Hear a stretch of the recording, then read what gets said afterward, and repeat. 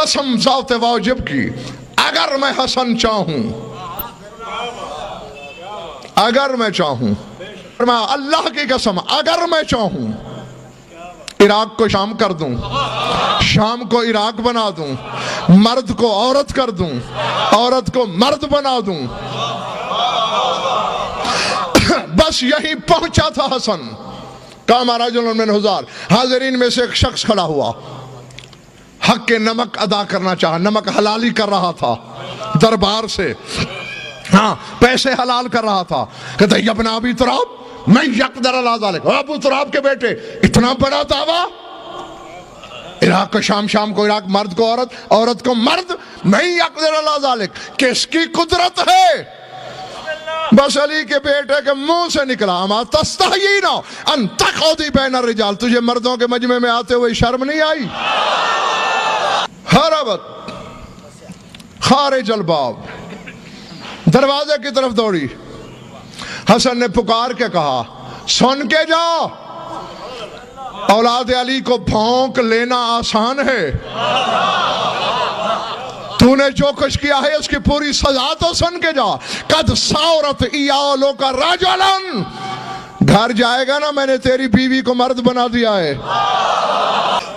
اور یہ جملے پڑھنے کے بہت عرصہ بعد میں نے تحقیق کی تھی، مجھے پتہ چلا کہ ایک ہی کام میرے بھائی چاروں دعوے حسن نے پورے کر دیے، عراق کو شام، شام کو عراق، مرد کو عورت، عورت کو مرد۔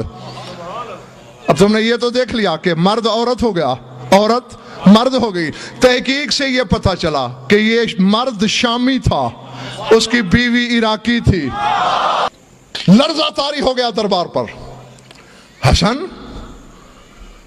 اتنا بڑا غضب، بس بہت ہو چکا، مل گئی اس کو سزا، بھونکنے کا پھل پا لیا اس نے، اب معاف کر دے اللہ کے نام پر۔ ٹھنڈی سانس لے کے فرمایا جانتے ہو نا کہ سائل کو خالی لوٹانا ہمارے گھرانے کی عادت نہیں، اس لیے خدا کے واسطے دے رہے ہو، ٹھیک ہے معاف کر دیں گے لیکن تھوڑی سی سزا دینے کے بعد۔ کون سی سزا؟ جاگنا۔ کتنی سزا؟ ابھی کیا دینا ہے سزا؟ کہ حتی تالدہ ولدن خنسا، کہتا ہے جب تک یہ شامی جسے میں نے عورت بنایا ہے اپنے شکم سے ایک مخنث بیٹا جن نہ لے۔ مخنث کو تم کیا کہتے ہو؟ ہجڑا، خسرا۔ جب تک ہجڑا خسرا بچہ نہ جنے تب تک معافی کا سوال ہی نہیں۔ صاحب دربار نے پوچھا حسن اگر اسے ماں بنانا ہی ہے مرد کو تو پھر بیٹی کیوں نہیں، بیٹا کیوں نہیں، یہ ہجڑا کیوں؟ کہا میں چاہتا ہوں کہ برسوں تک تیری قلم رو کی گلیوں میں چلتا پھرتا اشتہار ہو، زمانہ سمجھ لے کہ علی اور اولاد علی کو بھونکنے والے ایسے ہی بے نسلے ہوا کرتے ہیں۔ اب جب دیکھا کہ ہر ہیلا ناکام ہوا، اب چولا بدلا بھرم بنانے کو۔ حسن برداشت کی بھی کوئی حد ہوتی ہے؟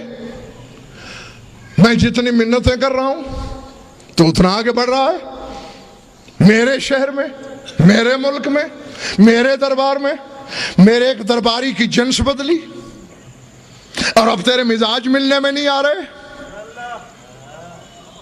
کیا؟ ڈانٹ ڈپٹ کے شاید میں اپنا کچھ روب قائم کر لوں گا، بس یہ کہنا تھا ہمارے معاشرے میں مرد لڑیں اور ایک شریف ہو اور اس کے منہ نہ لگنا چاہے، وہ لڑتا نہیں، وہ کہتے چل بھائی چل۔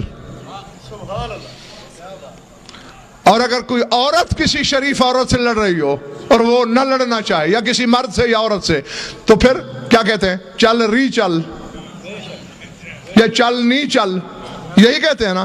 تو عرب والے کیا کہتے ہیں؟ مرد کو کہنا ہو نا چل تو کہتے ہیں سر، اور عورت سے کہنا ہو تو کہتے ہیں سیری۔ مرد سے کہتے ہیں سر، عورت سے کہتے ہیں سیری۔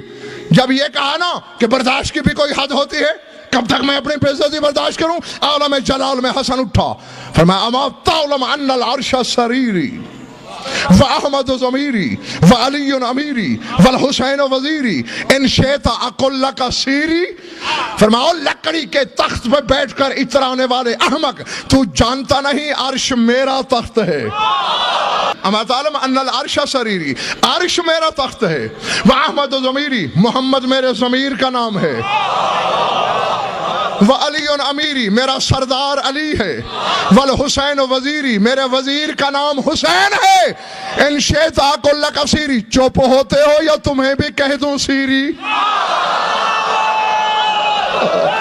کے پاپوش علی چاٹ غضنفر ہو جائے، ورنہ رہ جائے گی بس مجمع پرانی.